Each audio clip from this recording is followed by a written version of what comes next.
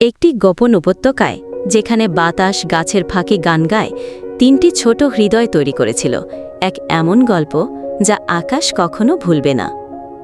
মিলো নামের ছোট্ট ইঁদুরটি স্বপ্নে ভরা ব্যাগ নিয়ে সব সময় জিজ্ঞাসা করত, ও পাহাড়ের ওপারে কি আছে? সে তার উত্তর খুঁজত তারা গুনে গুনে।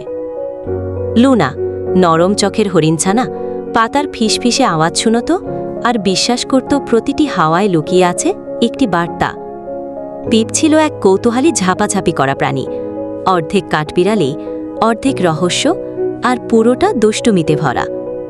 তারা স্বপ্ন দেখত হাওয়ার ওপারে এক সেতুর, যা দেখা যায় না, ছোঁয়া যায় না, কিন্তু হৃদয়ে গভীরে অনুভব করা যায়। দিন চলত, ঋতু বদলাত, তাদের বন্ধন ছিল গাছের শিকড়ের চেয়েও দৃঢ়। হাসি, খাওয়া ভাগাভাগি, আর তারা দেখে ঘুমনে পড়া দিয়ে গড়া। কিন্তু একদিন আকাশ কালো হয়ে উঠল। এমন এক ঝড় এলো যা সব কিছু ভেঙে দিল, তাদের পথও, তাদের বন্ধনও। মিলো উড়ে গেল দূরে, লুনা কেঁদে উঠল, আর পিপ কাঁপতে কাঁপতে ধরেছিল একটি পালক। মনে মনে প্রার্থনা করছিল বন্ধুকে না হারানোর জন্য। সময় চলে গেল, তারা প্রত্যেকে একা হাঁটতে শিখল, আরও শক্তিশালী, আরও জ্ঞানী। বাট হৃদয়ের মাঝে ছিল এক শূন্যতা, যা বন্ধুদের চেহারায় গড়া। মিলো স্মৃতির মানচিত্র আঁকত, লুনা ছায়ার বদলে অনুসরণ করত তারা, পিপ কাছে কাছে লিখে রাখত হাওয়ার গান। একদিন সোনালি আলোয় ভরা এক মাঠে তারা প্রত্যেকেই দেখতে পেল এক ঝলক, এক ডাকা, হাওয়ার ওপারে সেই সেতু। ভাগ্যের টানে তিনটি হৃদয় ছুটল সামনে। বাতাস আর হাহাকার করছিল না, বরং গুনগুন করছিল আশার সুরে। সেতুটি ছিল না পাথরের, বরং আলোর, স্মৃতির, আর এমন এক ভালোবাসার যা দূরত্বকেও হার মানায়।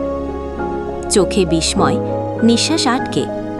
যখন তাদের পা ছুঁড়ল একসঙ্গে, তখন তারা আর একা ছিল না। তারা হাসল কান্নার মাঝে, গল্প বলল, আর নাচল যেখানে মেঘ ছুঁয়েছে মাটি। তারা সেতু পার হলো একসাথে, পালাতে নয়, বরং উঠতে, হয়ে উঠতে সেই হাওয়া যেটি একদিন তাদের ডেকেছিল।